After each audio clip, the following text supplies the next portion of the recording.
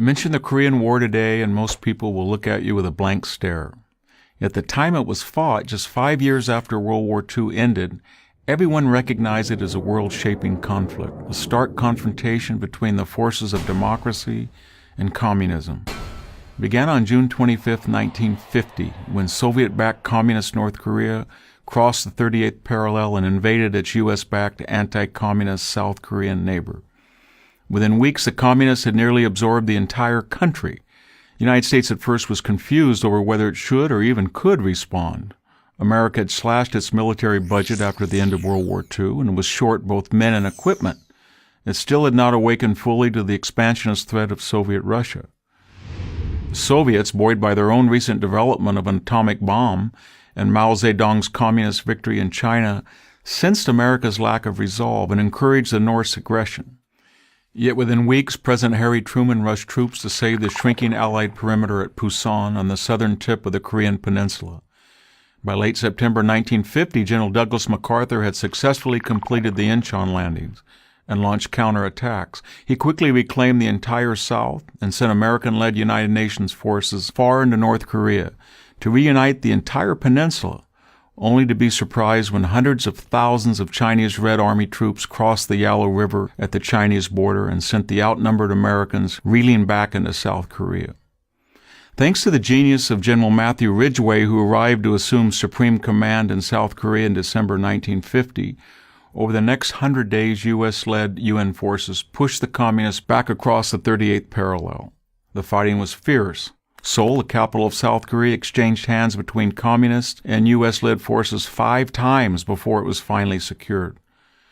During the years 1952 and 1953, the war grew static, neither side able to deliver a knockout blow. Eventually, the conflict ended with a tense armistice in July 1953. For over the next 60 years, a Cold War persisted between the Stalinist North and what by the 1980s had evolved into the democratic economic powerhouse of South Korea. Over 35,000 Americans died in the Korean War. The war marked the first major armed conflict of the nuclear age, and one in which the United States had not clearly defeated the enemy and thus not dictated terms of surrender. Was fighting the Korean War and restoring the South without uniting the entire peninsula worth the huge cost in blood and treasure?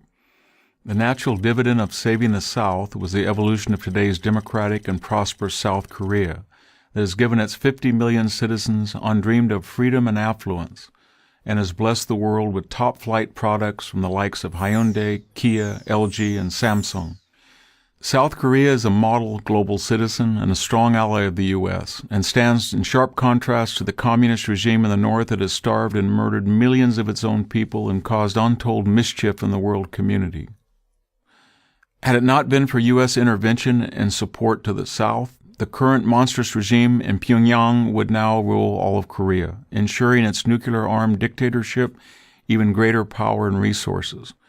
The American effort to save South Korea also sent a message to both Communist China and the Soviet Union that the free world, under U.S. leadership, would no longer tolerate communist military takeovers of free nations. The resulting deterrence policy helped to keep the communist world from attempting similar surprise attacks on Japan, Taiwan, and Western Europe.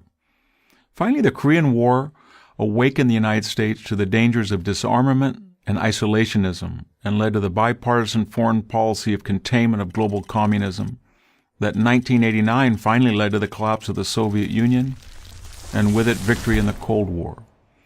The Korean War was an incomplete American victory in its failure to liberate North Korea and unite the peninsula, but a victory nonetheless, and not just from a military perspective, but from a moral one as well.